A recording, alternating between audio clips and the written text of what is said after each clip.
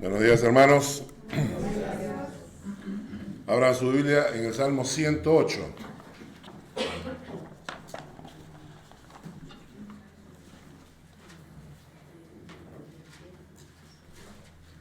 Salmo 108.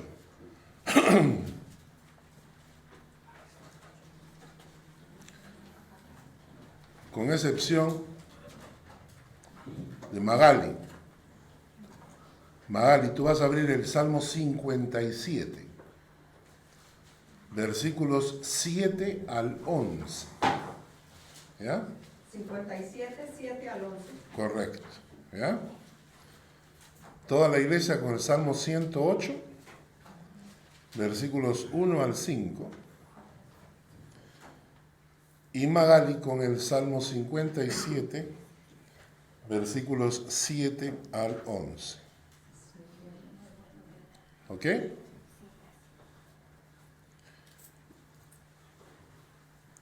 Vamos a leer nosotros los primeros 5 versículos.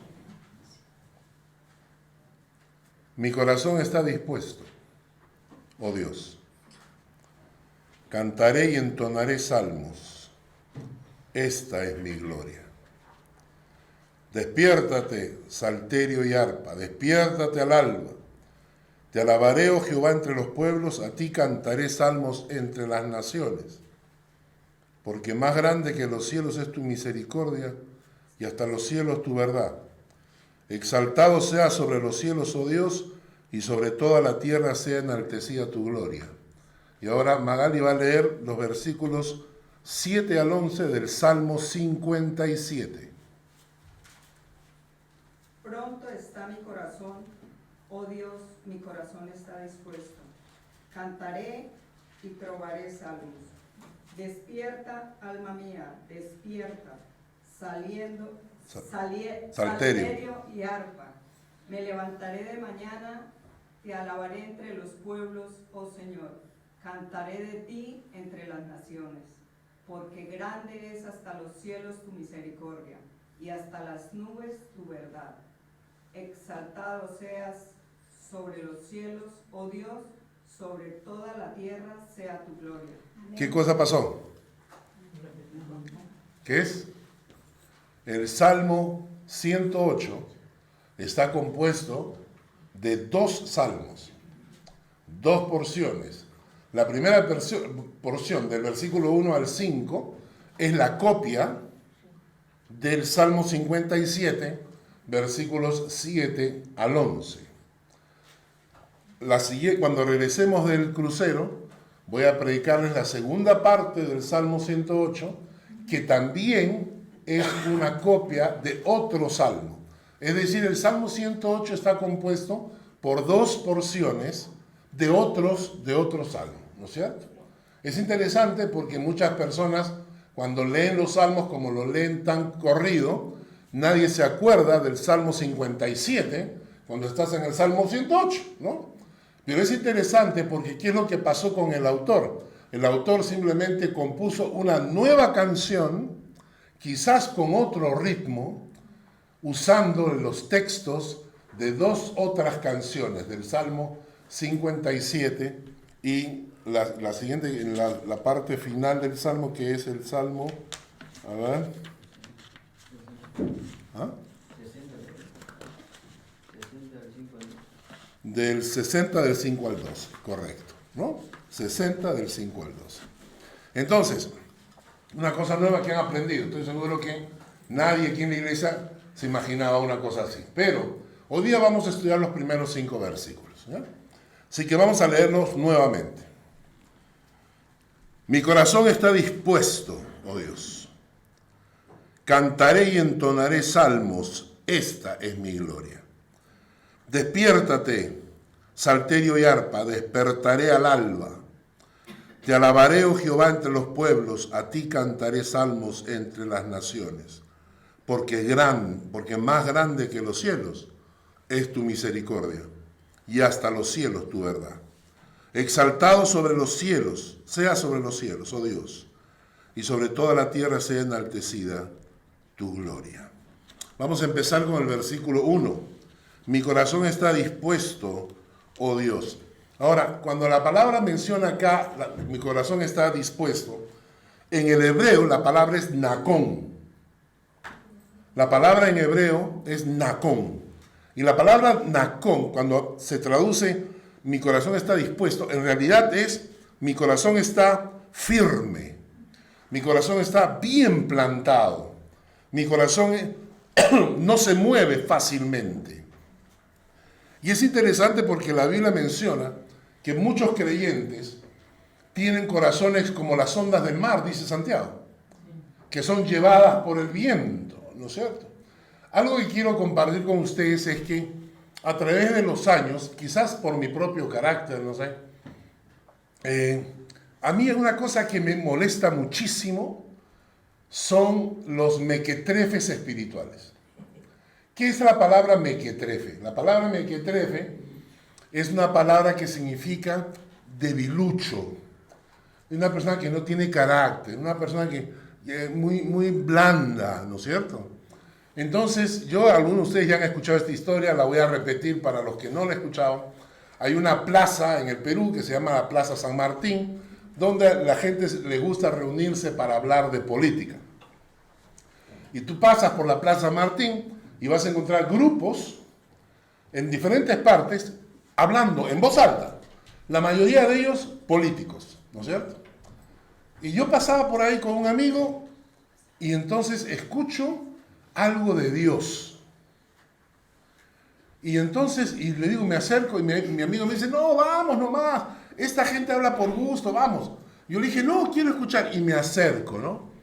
Y había ahí un muchacho supuestamente ateo, de izquierda, gritando a un cristiano, diciéndole, ¿no? Dios no existe, es una tontería, es un invento de ustedes, eso no es verdad, eso es para oprimir a los pueblos, para lavar el cerebro a los pueblos. Y le gritaba, ¿no? Y el cristiano estaba al frente con esta actitud, ¿no? No, pero es que, fíjate, no. Y me dio tanta ira. Yo dije, pero ¿y este a quién defiende? O sea, ¿eso es lo que representa un hijo de Dios? Así te insultan a tu padre y yo metí mi cuchara, pues. Yo metí mi cuchara. Entonces yo me meto y como ustedes saben que yo nací con un micrófono incorporado, ¿no? Yo me meto y mando un grito, ¿no? Digo, oye tú, ¿dónde estabas tú cuando el universo fue creado? ¿Dónde? ¿Tienes fotos? ¿Tienes pruebas? ¿Me puedes demostrar que el universo se creó solo?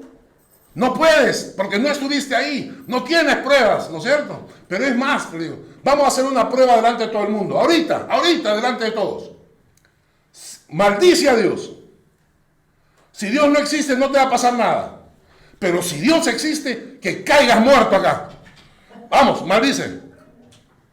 Y el otro, el comunista, ¿no? Dije, ¿te das cuenta? ¿Por qué titubeas? Si no crees en Dios, maldice a Dios y muérete acá delante de todos, para que todo el mundo sepa que hay un Dios que existe. ¿Tú quién eres? ¿Ah? Se bajó todito, ¿no? Y yo dije, ¿te das cuenta que en el fondo de tu corazón temes a Dios?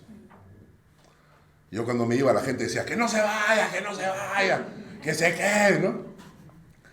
Yo, hermanos, en la vida cristiana, yo he aprendido algo, y es que a mi padre no lo insultas. Mi fe no la insultas. Hay un término que dice la Biblia que Jesucristo era manso. La palabra manso significa, miren, no significa tonto. Manso no es menso, ¿no? Menso es una persona tonta. Manso, Jesucristo era manso.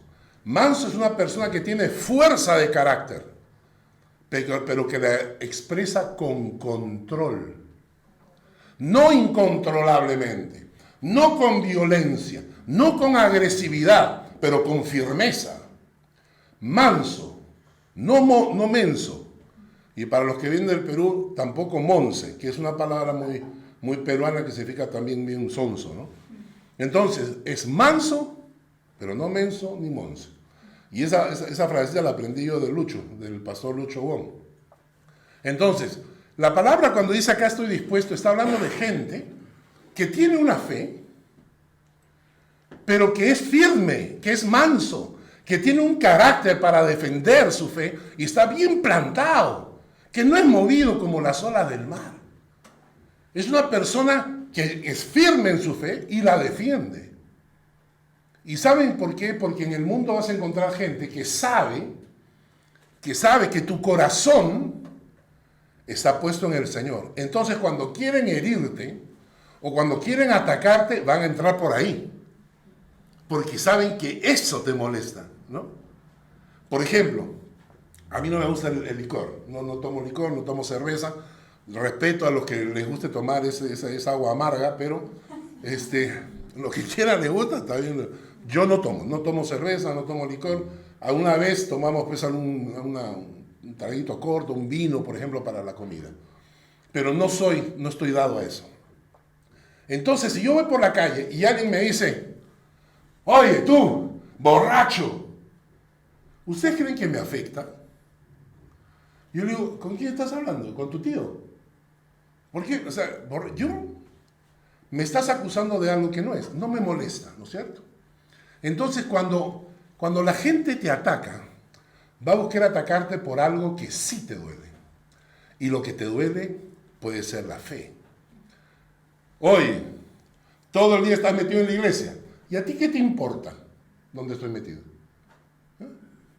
No, que ya no salimos con la familia, vamos a tomar unos tragos, porque ya no tomas. No me da la gana de tomar. O sea, yo no entiendo por qué los cristianos tenemos que ser mequetrefes en la fe. Es más, cuando la gente, el otro día, estaba viendo un programa de televisión, en Argentina, parece que el pueblo evangélico ha crecido mucho. Ahora con esto de la crisis financiera y todo esto. Sí, perdón, Sí. porque soy de Argentina. Efectivamente, Sí. voy a una iglesia evangélica y es impresionante ¿Cómo está creciendo? la cantidad de gente que se ha volcado al evangelismo. Y entonces hay un canal de televisión que decide hacer un programa de televisión, ¿no? Y dice el dato, ¿no? La iglesia evangélica en Argentina ha crecido un montón, ¿no? Así que vamos a hacer una serie ¿no? para hablar qué es lo que ha pasado. Claro, ellos van con la idea de atacar, ¿no es cierto? Entonces están ahí y entrevistan a un muchacho, ¿no? Y el muchacho dice, mira, yo era alcohólico, estaba en la calle, estaba tirado, no tenía dónde dormir, era drogadicto, hasta que encontré al Señor y ahora estoy acá. Y la periodista, qué bueno, qué bueno. ¿Y tú? Yo había abandonado a mi mujer, tenía a mis hijos en la calle, no les pasaba nada, me tiraba todo el dinero con mujeres y todo, hasta que Dios tocó mi corazón y regresé y les pedí perdón. Qué bueno, qué bueno. Y de repente la periodista lo único que preguntaba era al pastor, ¿y usted y qué hace con los homosexuales? Dice que ustedes aman a los homosexuales, ¿por qué no respetan el derecho de los homosexuales? ¿Por qué los homosexuales no pueden ser libres? Y el pastor, en su buen corazón, tratando de explicarle a la gente y decirle, mira, lo que nosotros queremos es que esas personas encuentren el sentido de su vida. ¿Ya? Y entonces pues, nosotros nos preocupamos de que ellos, sí, pero ellos tienen derecho a vivir. Y yo me comencé a enardecer, dice la palabra bíblica, ¿no? Yo ahí le digo, acabo de escuchar el testimonio de un alcohólico, borracho, drogadicto que ha sido salvado, y a ti te preocupa, ¿qué hacemos con los homosexuales? Luego agarran a una jovencita, le dicen, ¿y es verdad que tú tienes que mantenerte virgen hasta el matrimonio? Ella dice, sí. Ay, pero ¿por qué? Si el amor es tan lindo y no sé qué. Y la niña, claro, pequeña, decía, pues que yo hice un compromiso con el Señor. Que así le daban el cerebro a ustedes, ¿no? Y yo, nuevamente mi corazón enardecía, ¿no? Yo la miraba a la periodista y le decía, ¿y a ti qué te importa la sexualidad de la niña? Si la niña quiere llegar virgen al matrimonio o no, es su problema, ¿a ti qué te importa? ¿Es tu vida? Y entonces a veces me pongo a pensar que nosotros los creyentes tenemos una fe que no sabemos defender. Hay una que nos apabullan, ¿no? que cuando nos encontramos con un ateo, entonces, ¡ay Dios! ¿Qué me va a preguntar? No sé, ¿y ahora qué le digo? Y no te das cuenta que estás frente a un necio, dice la Biblia. ¿Cómo te comportas tú frente a un necio? ¿Te da miedo los necios a ti? ¿Entienden lo que voy? Claro, que tenemos que prepararnos para poder defender el Evangelio. Vamos a leer un texto.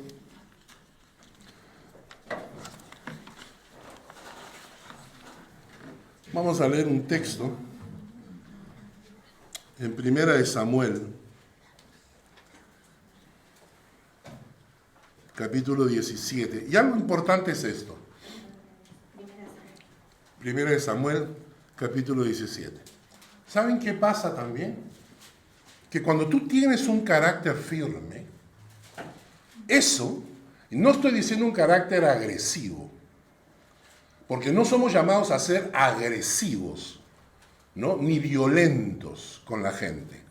No salimos a las calles con palos a golpear a la gente que piensa diferente que nosotros. No, sino que tenemos una posición firme, estable, sólida, porque como dice Job, yo sé en quién he creído, ¿no? Entonces, hay que tener en cuenta de que tu fe llama gente o aleja gente. Tuve la oportunidad de viajar a la selva del Perú y hay unos puentes que son puentes colgantes. Estaba con un amigo que estuvo de visita acá, con Gerardo Borges, un amigo de la infancia, y él tiene pánico a las alturas. Desde que éramos niños, cuando queremos, inclusive puentes de concreto, cuando pasan los autos se mueven un poco. Y él sentía pánico cuando teníamos que cruzar un puente que nos llevaba a la playa. Y éramos pequeños, 14 años. Y él se agarraba de mi brazo. Y yo caminaba pegado al borde y él agarrado de mi brazo. Éramos dos chicos de 14 años. La gente habría pensado que éramos otra cosa, ¿no? Y él se agarraba de mi brazo y iba mirando el piso, ¿no? Como si fuera un poquito autista, ¿no? Iba así caminando. Y porque tenía miedo. Yo era su punto de apoyo. Él sentía la vibración del puente. Nos toca pasar por un puente así en la selva. Y él dijo, no la hago. No la hago. Yo le decía, agárrate de mi cuello. O sea, párate atrás mío y cierra tus ojos y sigue mi camino. Pero el puente colgante se mueve. Creo que ha sido una de las experiencias más traumáticas para él. Logramos cruzar el puente. Cuando tu fe es un puente colgante movible, ¿a quién le interesa seguir esa fe? ¿Tú crees que cuando tus hijos ven que tú tienes una fe así, que se te mueve por todos lados, o tu vecino, o tu marido, ¿tú crees que a esa gente le interesa subirse a ese puente? Cuando tú tienes una fe firme, eso llama la atención, porque te dicen, oye, en medio de los problemas sigues firme. Yo también quiero. Yo también quiero eso. ¿No es cierto? ¿Por qué? ¿Por qué se murió este pariente tuyo tan cercano? Lloraste, sí, pero ahora te veo firme. Yo también quiero. Eso, hermanos, es lo que está faltando hoy en día. Y no es que la medida de la fe se haya reducido, como dijo el pastor Lucho ayer. No es que la medida de la fe que Dios ha puesto en la palabra se haya reducido. Lo que pasa es que nosotros nos hemos ablandado en cuanto a nuestra fe. El pasaje que vamos a leer ahora me encanta. Ustedes ya lo han conocido, lo hemos leído varias veces. David frente a Goliat. Miren ese carácter. Dijo luego el filisteo a David, Goliat, ¿no? Ven a mí y daré tu carne a las aves del cielo y a las bestias del campo. Entonces dijo David al filisteo, tú vienes a mí con espada, lanza y jabalina. Yo vengo a ti en el nombre de Jehová de los ejércitos, el Dios de los escuadrones de Israel, a quien tú has provocado. Me encanta. Porque el otro venía así, el otro venía literalmente, dice, venía con espada, lanza y jabalina, ¿no? Y el otro venía con sus armas, y era uno de 3 metros 40. Aquí hay, creo que hay 3 metros de altura, ¿no? Un poco más alto que el techo. Y David era 1,60 metros. Y llega el Goliat con sus armas, con su jabalina, con su lanza, con su espada. Pero la fe de David dice, tú vienes, pero yo, ¿sabes lo que yo traigo? Dice, yo vengo en el nombre de Jehová de los ejércitos, el Dios de los escuadrones de Israel, a quien tú has provocado. Y Jehová te entregará hoy en mi mano. Yo te venceré, te cortaré la cabeza, y daré hoy los cuerpos de los filisteos a las aves del cielo y a las bestias de la tierra, y toda la tierra sabrá que hay Dios en Israel. No dice, y toda la tierra sabrá que acá está David, ¿no? Como algunos pastores hoy en día, ¿no? Acá está el ungido. No dice eso. Dice, acá está el Dios de Israel. Y sabrá toda esta congregación que Jehová no salva con espada y con lanza, porque de Jehová es la batalla y Él os entregará en nuestras manos. Hermanos, este es el carácter que necesitamos forjar en nuestras vidas. Este es el tipo de cristianos que se enfrentan al mundo. Este es el cristiano que no tiene miedo a la sociedad actual, que cada vez está más podrida. Y nos enfrentamos a la gente porque sabemos que nosotros venimos en el nombre de Jehová de los ejércitos, el Dios de los escuadrones de Israel. Y nuestro corazón tiene que arder de esa manera. Y cuando estás en el trabajo, si tienes que presentar defensa del Evangelio, lo haces sin miedos. No tengo por qué tener temor al mundo, ni a la gente que trabaja conmigo, ni a mi familia, ni a mis parientes, ni a nadie. Porque yo vengo en el nombre de Jehová de los ejércitos, el Dios de los escuadrones de Israel. Y alguna vez, hermanos, se van a enfrentar. Y la primera reacción que muchos van a tener es miedo. Ay, no sé, si me dicen, no sé qué va a pasar. Y a todo el mundo está siguiendo la corriente de este mundo. Y tú no te puedes enfrentar. Escuchaba una entrevista de televisión. Estaba John MacArthur presente. Y naturalmente convocan a alguien de la comunidad LGTBQ 1, 2, 3, 4, 5, 6. Y el periodista quiere confrontarlo. Y entonces le pregunta a John MacArthur, ¿y usted qué piensa de ellos? Y John MacArthur, muy sabio, tranquilo, manso. Y dice, no importa lo que yo piense.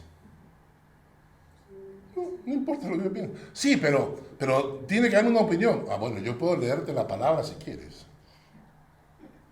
¿No? Y te voy a dar la opinión. Entonces lee un texto bíblico, ¿no? Y entonces el hombre que está al costado le dice, pero eso es incorrecto. Y MacArthur se voltea y le dice, ¿tú crees en la Biblia? No creo en la Biblia. Ok, entonces no tengo por qué discutir. ¿No crees, pues? ¿Qué voy a hacer? Si tú no crees, no crees. Esto es lo que yo creo, tú no lo crees, anda por tu camino, yo voy por el mío. Tú sigues enseñando lo que tú crees y yo voy a seguir enseñando lo que yo creo. Y los cayó.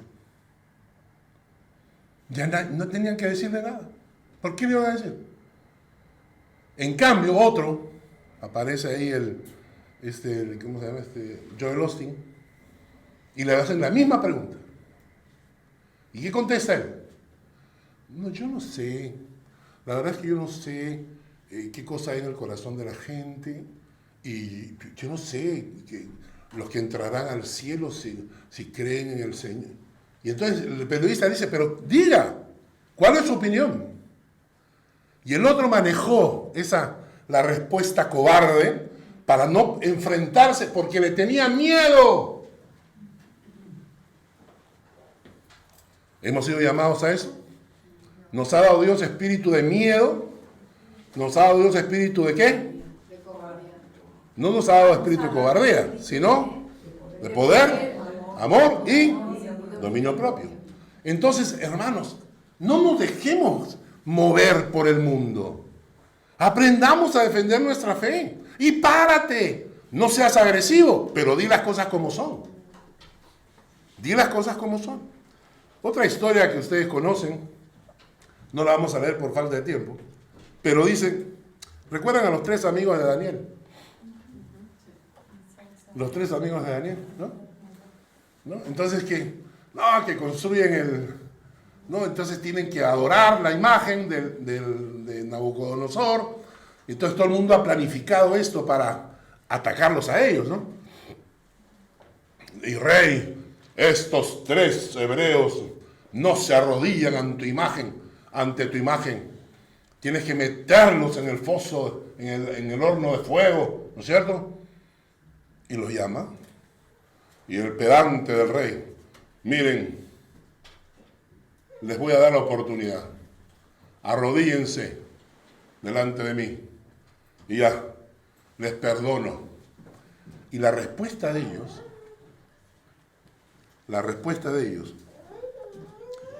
no es necesario que te respondamos sobre este asunto, rey. He aquí nuestro Dios, a quien servimos, puede librarnos del horno de fuego ardiendo. Y de tu mano nos librará. Pero quiero que sepas, oh rey, que no serviremos a tus dioses, ni tampoco adoraremos la estatua que has levantado. Interesante, ¿no?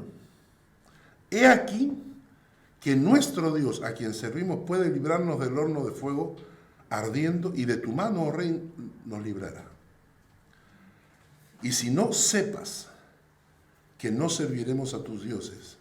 Y si no, ¿entienden eso? Y si no, o sea, Dios nos librará de tu mano y del horno de fuego. Y si no, o sea, si no nos libra del horno de fuego, queremos que sepas que tampoco nos vamos a arrodillar ante ti, porque nosotros nos arrodillamos delante de Dios. Porque a veces decimos, sí, Dios me va a librar, Dios me va a sanar, y si no quiere, si Dios no quiere librarte porque tiene un plan para eso, ¿qué pasa si Dios te ve como Enoc? Y dice Enoc, porque era jovencito, Enoc, para la época era jovencito. Y Dios dice, me lo quiero traer, quiero que esté conmigo. Ahí en ese planeta, esa gente, ¿sabes qué? Mejor me lo traigo. Una muerte prematura. ¿Por qué no? ¿Por qué no puede haber una muerte prematura por la voluntad de Dios? Claro que sí. Y entonces cuando Dios dice, ¿sabes qué? No quiero. No te voy a sanar. No te voy a sanar. Quiero que te vengas. Entonces cuando Dios dice eso, ¿por qué nosotros nos enfrentamos? Como alguna persona dijo, no aceptaremos un no por respuesta. ¿De quién? ¿De Dios? ¿Tú? Piltrafa humana frente al Dios del universo. ¿No vas a aceptar un no por respuesta? ¿Quién eres tú? Ahora, cuando Dios dice, la gente dice, Dios no tiene que hacer nada. Dios hace su voluntad.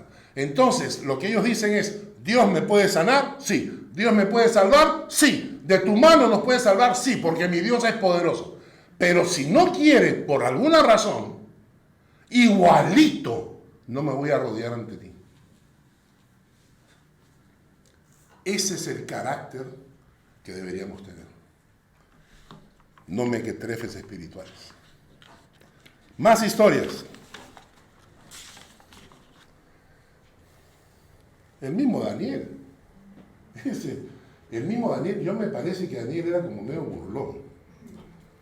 Porque le hacen toda la trama, toda esa gente, porque él ora a Dios. Entonces todos alrededor del rey, ¿no? Le hacen ese engaño al rey, una conspiración. Oye, rey, Nadie debería adorar a nadie que no fueras tú. Tú eres el rey. Todos deberían adorarte solamente a ti, ¿no? Y el rey, claro, porque yo soy el hijo de Dios. Yo he venido, yo tengo a Dios encima. Entonces todos deberían adorarme. ¡Bum! Va a firmar el decreto. Inmediatamente cuando firma el decreto, díganme ustedes si no es burlón. Dice que Daniel fue, abrió las ventanas, porque pudo tenerlas cerradas, ¿no es cierto? Abrió las ventanas para que vean, como cuando estamos en la calle y vamos a orar por los alimentos, ¿no? Vamos a orar por los alimentos. Espérate, ¿quién nos está mirando? Que no nos mire nadie, porque qué vergüenza que nos vean orando por los alimentos. Estás dando gracias a Dios porque te alimenta. Que el mundo vea que estás orando a Dios dándole gracias, ¿no? Entonces él abre las ventanas para que lo vean y comienza a orar, ¿no? Y era amigo del rey. El rey lo trata de liberar, no puede. Y dice que hace calentar el foso de los leones 7 veces más. 7 veces más. Ese es para caer ahí, ¿no es cierto? Y Daniel, vamos. Y en el caso de él, nuevamente, tanto como sus amigos, fueron liberados. Ellos fueron, del horno de fuego son los amigos de Daniel. Y Daniel es con los leones, ¿no? Y entonces lo meten ahí con los leones. Y se supone que los leones estaban ahí hambrientos, no les daban de comer. Porque metían a una persona y los leones se lanzaban a despedazarlo. Y lo meten ahí a Daniel con los leones. Y él se enfrenta al rey, no importa. ¿Y qué te hace? Nada. Comienza a jugar con los leones, pasea, se sube encima, hace caballito. Ese es nuestro Dios. Y esa es la fe. Una historia final. Pedro y Juan. Pedro y Juan están caminando, ¿no? Llegan al templo y entonces hay un pordiosero, les pide una limosna y dice, no tengo ni plata ni oro, pero lo que tengo te doy. Levántate y anda. Yo me preguntaba el otro día, ¿y qué hubiese pasado si hubiesen tenido oro y plata? Por favor, una monedita. Ya, toma. Listo. Toma tu moneda, pero no habría habido milagro. A veces la escasez hace que Dios se manifieste en gloria. Si hubieran tenido el dinero, no lo habrían sanado. ¿Ah? Entonces, ¿por qué? No tengo nada. ¿Y qué hago? Hoy lo sanamos. Señor, no tengo nada. No tengo ni dinero, ni oro, ni plata, ni nada. Pero lo que tengo te doy. La gracia de Dios. La comparto contigo. Así que cuidado, cuando no tenemos el dinero, no significa que estamos en malas. Puede ser que Dios está obrando milagros. Pero luego vienen los sacerdotes y todo el lío y lo meten a la cárcel. Y luego los sacan y los amenazan. Y eran los sacerdotes que tenían poder, acuérdense, que esos habían matado al Señor injustamente, sin prueba alguna. Los crucificaron, podían crucificar a Pedro y a Juan también. Pero cuando los confrontan, ellos contestan una frase tan sabia. Juzgad vosotros mismos si es correcto obedecer a los hombres antes que a Dios. Ahora, dime eso, ¿no es una insolencia? Qué cosa interesante, ¿no? Hermanos, quizás tenemos que agachar la cabeza delante de Dios y decirle, perdónanos, Señor, porque vivimos una fe tan barata, tan miedosa, una fe miedosa, lleno de miedos, de traumas. Cuando Dios nos llama a estar dispuestos, como dice el Salmo, firmes, estables y defender nuestra fe y presentar defensa del Evangelio. Es interesante Porque hay varios pasajes en la Biblia que habla sobre aquellos que se avergüenzan del Señor. Entonces, yo le digo esto porque yo he pasado por momentos así. Yo estaba en la universidad y a veces me enfrentaba con grupos fuertes, grupos de izquierda, de derecha, que querían discutir conmigo, ¿no? Y a veces uno decía, ay, Señor, y ahora tenemos que defender el Evangelio. Y uno tiene como ciertos miedos, ciertos temores, hasta que aprendes a descansar y saber que tú vienes en el nombre de Jehová de los ejércitos, el Dios de los escuadrones de Israel. A veces cuando me invitaban a charlas en la universidad o prédicas, yo le decía, Señor, no puedo llevar palabra humana, no sirve. Tengo que llevar palabra de tuya, palabra que viene con poder. Yo predica, no porque yo estoy, sino a pesar de que yo estoy, trae tú la palabra. Volvamos al Salmo.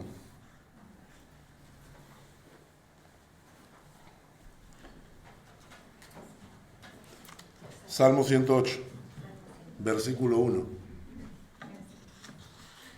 Y dice, mi corazón está dispuesto, está firme, está estable, está sólido, oh Dios. Cantaré y entonaré salmos. Esta es mi gloria. Esa expresión, esta es mi gloria. Lo que está diciendo el salmista es, ¿sabes qué? ¿Cuál es mi gloria? Mi gloria es cantarle. Esa es mi gloria. Mi gloria no es hacer cosas para el Señor, servirle, ayudar, atender, todo eso está bien. Pero la mayor gloria que tiene el hombre es cantarle al Dios de los cielos. Qué privilegio, por ejemplo, qué riqueza. La palabra que aparece como gloria es kabot.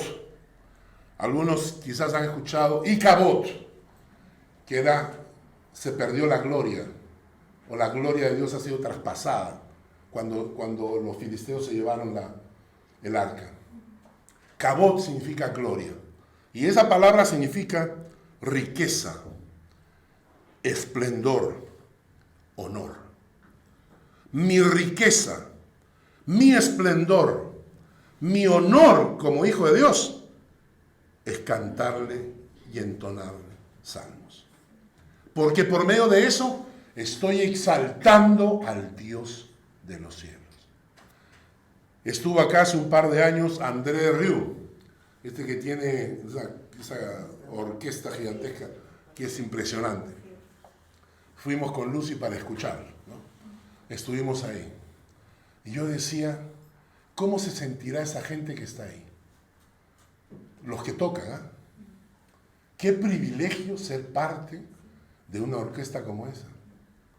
Qué privilegio que tú seas parte del coro que le canta al Señor. Cuando están acá, por ejemplo, cantando las alabanzas, esto de acá no es un privilegio que lo tienen cualquiera.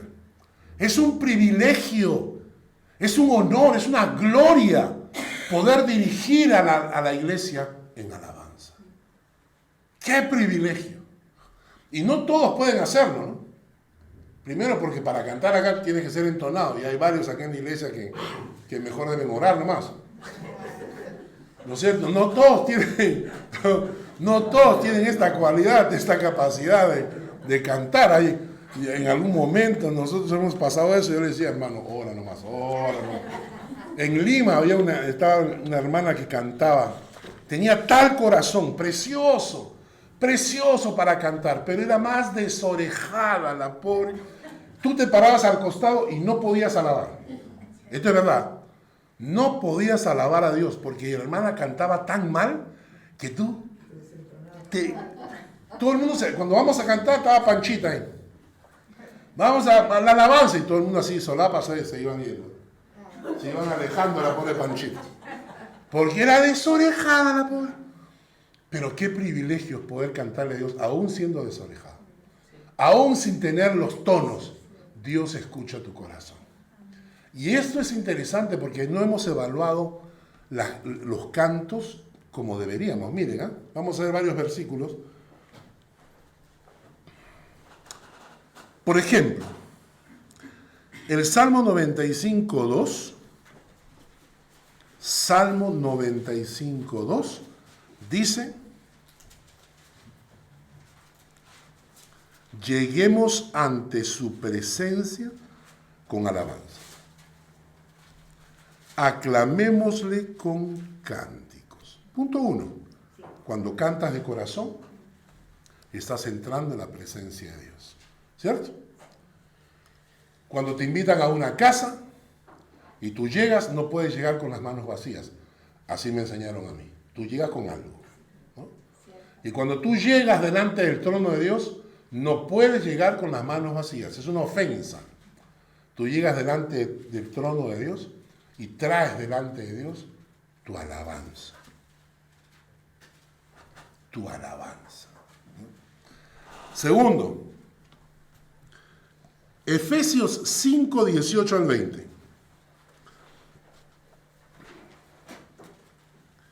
Efesios 5, 18 al 20. Estoy seguro que nunca han leído estos pasajes como los vamos a leer ahora.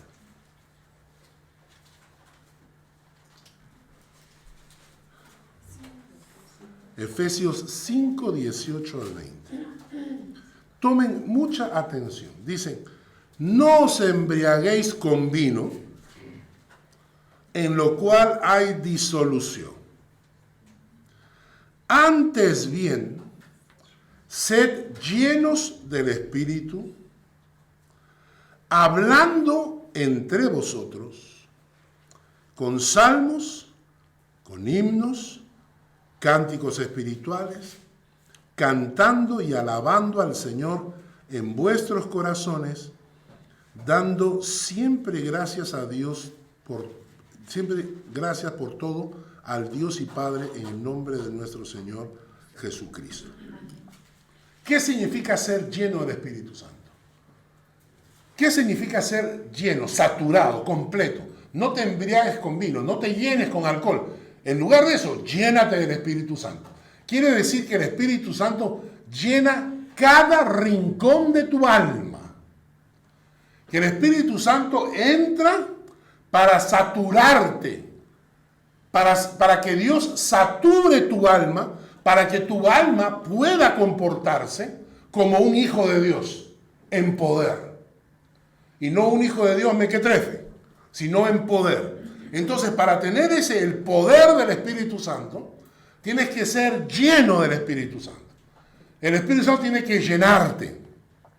Esto no es una experiencia aislada, como en algunas iglesias lo presentan, como si fuera la segunda experiencia, le llaman el bautizo del Espíritu. No creo en eso. ¿Por qué razón? Porque si existiera una segunda experiencia espiritual, como el bautizo del Espíritu Santo, sin el cual el cristiano no puede ser poderoso en Cristo, significaría que la primera, que es la obra de Cristo en la cruz, es incompleta.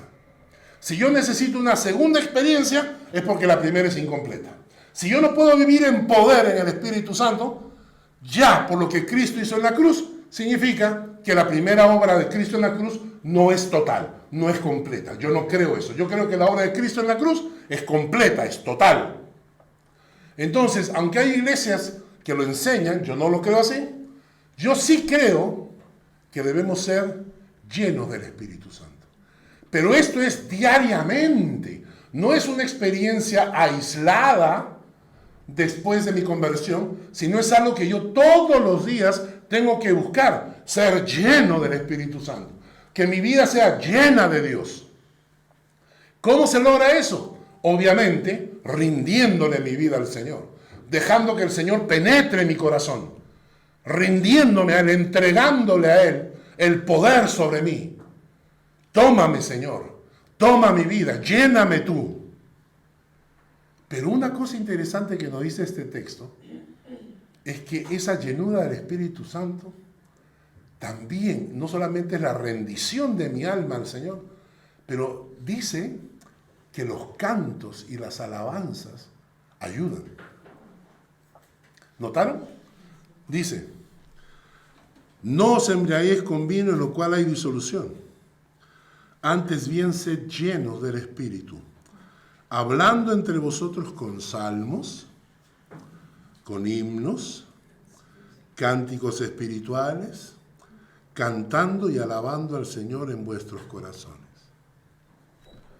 Cuando yo aprendí esto, me di cuenta que mi tiempo de oración muchas veces era un desperdicio. Si yo hago una lista, yo llevo en mi mente el nombre de todos ustedes. Hoy día en la mañana estaba orando por todos ustedes, ¿no es cierto? Y entonces orando, Señor, yo te pido, te doy gracias, ¿no?, por la vida, y menciono los nombres de cada uno de ustedes, ¿no? Si mañana también lo hago, ya suena repetitivo y aburrido. Si el tercer día lo vuelvo a hacer, Señor, sigo orando por Heber y Valeria, ¿no? Y el cuarto día, Señor, otra vez por Heber. ¿Sabes qué? Ya Heber me comienza a quedar antipático. Porque si todos los días, ¿me entienden? Y ese es el problema, por eso la gente no ora. Porque tienes una lista de oración y piensan que hacer una lista de oración es repasar toda esa lista de oración y de pedidos, ¿no? Y al tercer día es más aburrido que chupar un clavo eso. ¿Cierto? Pero cuando tú, en lugar de orar, a veces me levanto y digo, Señor, ya hoy ya no te pido, hoy día te canto. Y pasas toda una hora cantándole al Señor, aprovechando la tecnología, porque estamos en una época bendecida. El teléfono, la tablet, la computadora, lo que sea, te sirve para alabar a Dios. Escuchas música, vas cantando, vas adorando a Dios. Y cuando vas adorando a Dios, tu espíritu se va llenando. Reserva todos los días media hora, una hora. Canta. A mí me encanta que haya aquí himnos, ¿no? Porque los himnos son de mi época. Hoy en día hay tanto corito barato ahí, ¿no? O sea, son coritos repetitivos, ¿no? Aleluya, aleluya, aleluya, aleluya, aleluya, aleluya. Ya sé que es aleluya. Pero los himnos tienen una letra tan profunda. Entonces canta. Cuando cantas, llenas tu corazón del Espíritu. Seguimos, rápido. Colosenses 3:16. Colosenses 3:16.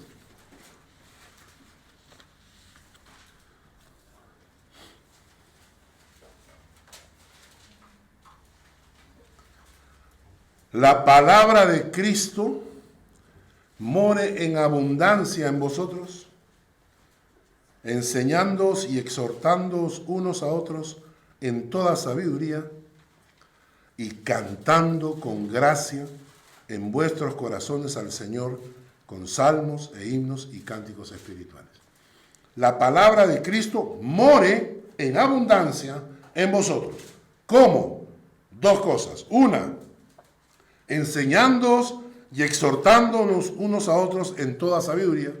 Y dos, cantando con gracia en vuestros corazones al Señor con salmos e himnos y cánticos espirituales.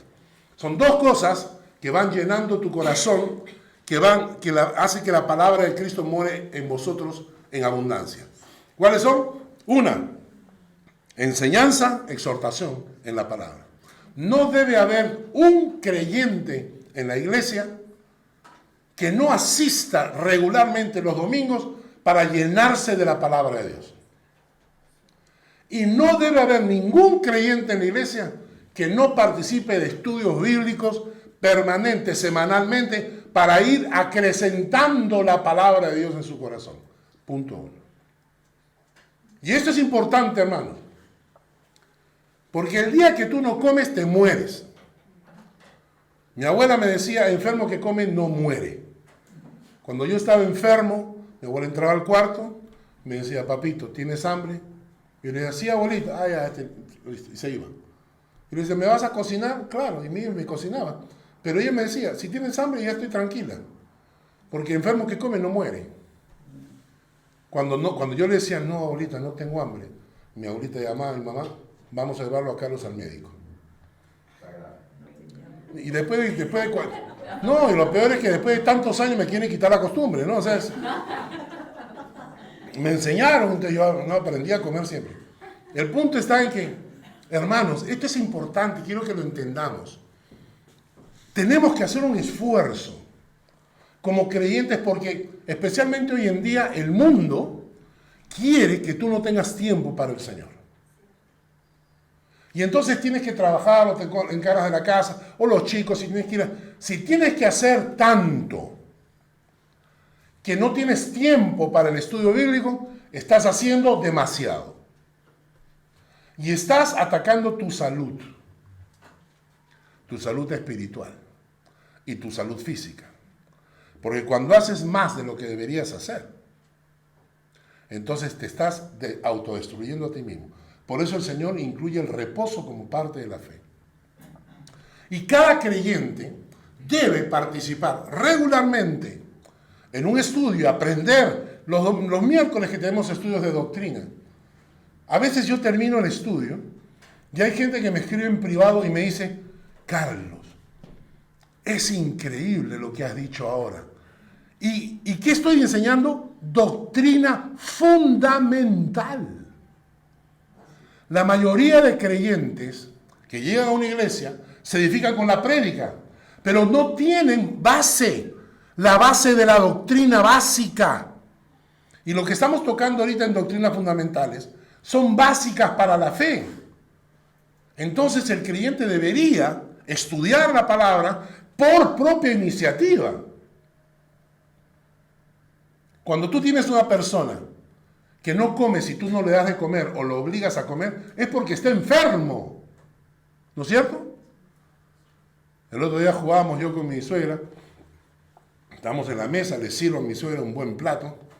Yo sé que ella no puede comer todo, pero le pongo a ella a comer, ¿no? Entonces ella está comiendo y me dice, ay, ya estoy llena, ¿no? Y yo le dije, se come todo porque en África hay niños que no tienen que comer. ¿No? Y mi suegra pobrecita siguió comiendo hasta que le dije, ya no, déjelo ahí nomás. Cuando yo tengo a una persona que no quiere comer o hay que obligarla a comer, es porque está enfermo.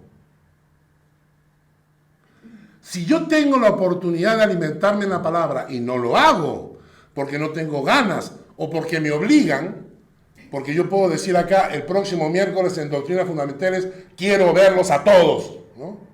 Y entonces la gente tiene miedo, ¿no? Entonces todo el mundo se mete. Si lo haces así, me estás diciendo que tienes una fe que no está completamente sana. Algunos no pueden, obviamente por horario de trabajo, lo que sea, pero tú agarras, porque yo pongo el video al día siguiente, y lo puedes escuchar después. Cuando estás en tu cama, estás sentado un rato libre, y lo escuchas, y lo estudias, y lo aprendes. También es posible, pero tú tienes que edificarte, tienes que hacer el esfuerzo por edificarte en la palabra de Dios. Pero en segundo lugar, dice los cantos y las alabanzas, que edifican tu vida. El texto es bien claro.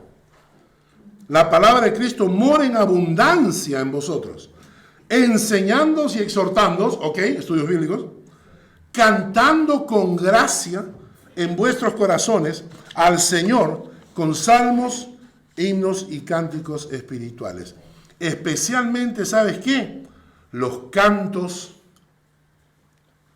que cantan la propia palabra de Dios. Hay tanta música que expresa texto bíblico. Y cuando cantas esas canciones, te están dando palabra.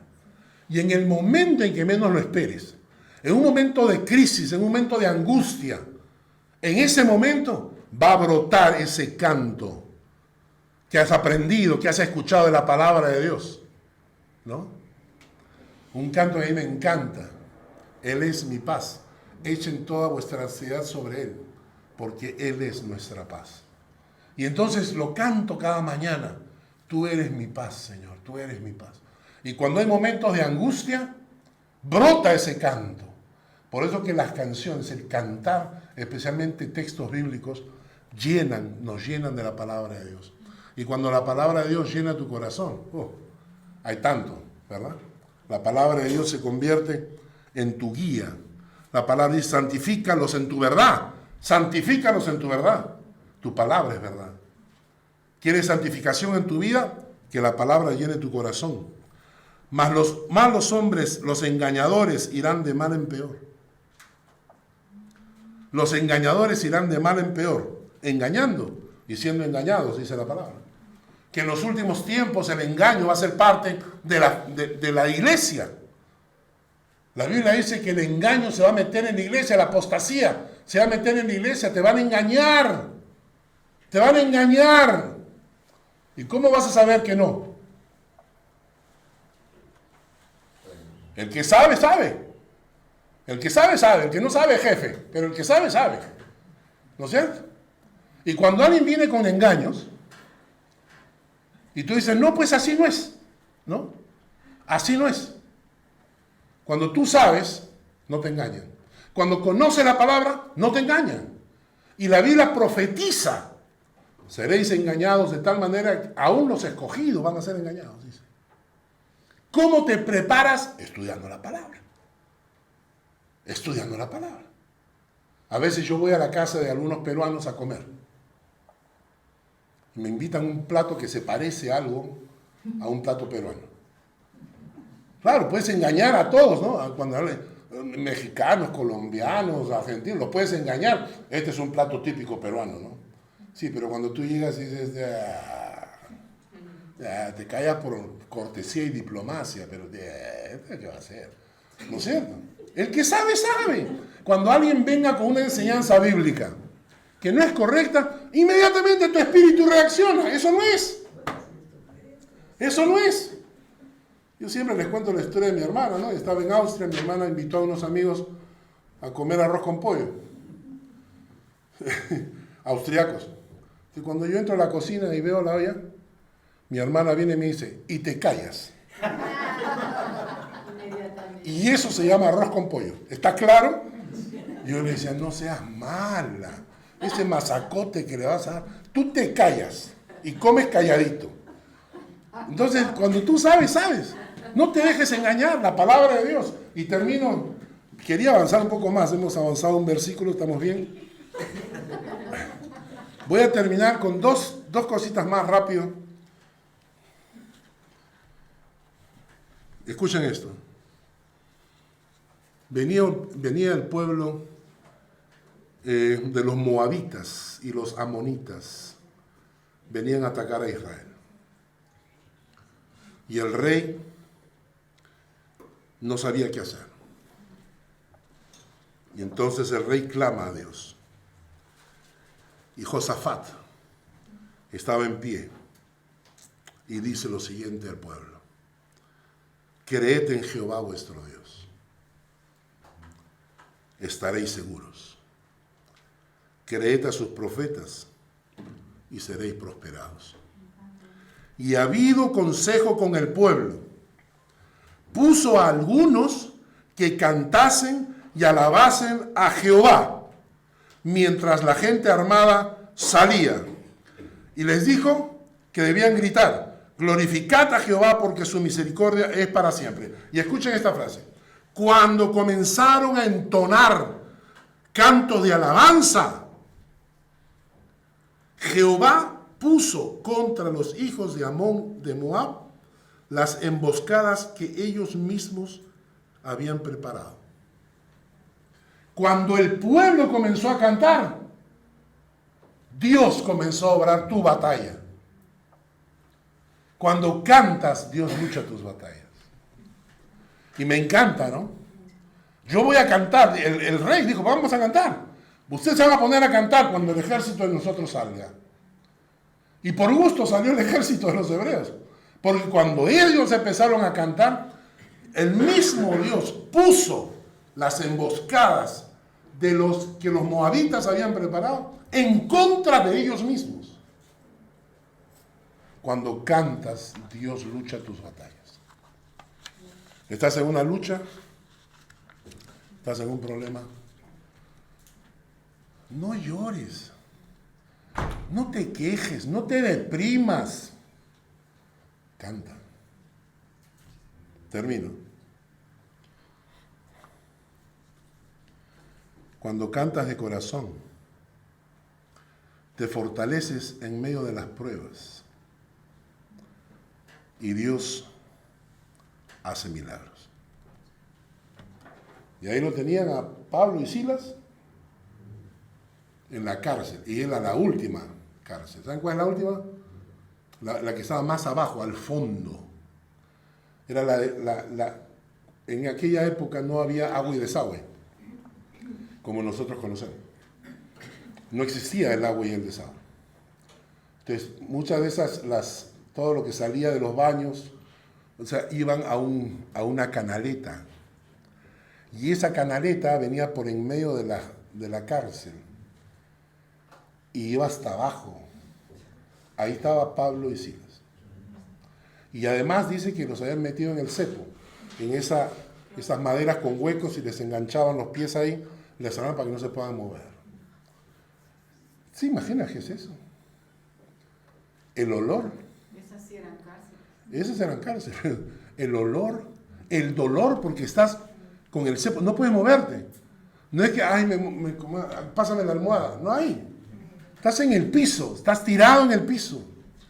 Y en medio de esa circunstancia, ya me imagino varios de nosotros, ¿no? ¿Dónde estás, Señor? ¿Dónde estás? ¿Por qué no me ayudas? ¿Por qué has permitido que pase esto? ¿Dijeron eso Pablo y Silas? No.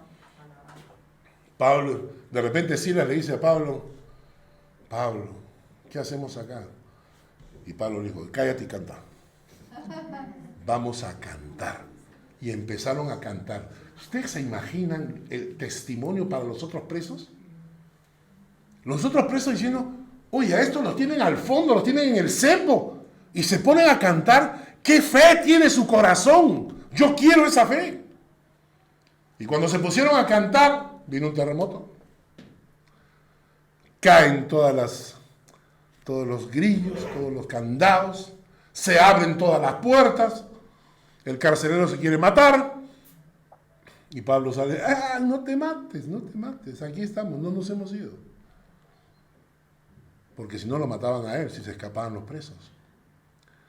Dime tú, si tú supieras que tus grillos y tus cárceles se rompen cantando, estoy seguro que mañana te levantas y te pones a cantar. Y sobre todo que los cantos traen gozo al alma. Gracias, Señor, por tu palabra. Gracias por este versículo, el Salmo 108, versículo 1. O Salmo 57, versículo 7.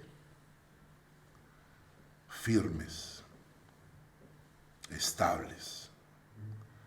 Una fe sólida. Una fe que se enfrenta al mundo con mansedumbre, sin violencia, sin agresividad, pero firme, sólida, porque está basado en la roca que eres tú. Y aprendamos a que la alabanza, los cantos, sean parte de nuestra vida cotidiana, para llenarnos de ti, para llenarnos de tu palabra, para fortalecernos y que luches nuestras batallas. Enséñanos a cantarte cada día. En el nombre de Jesús.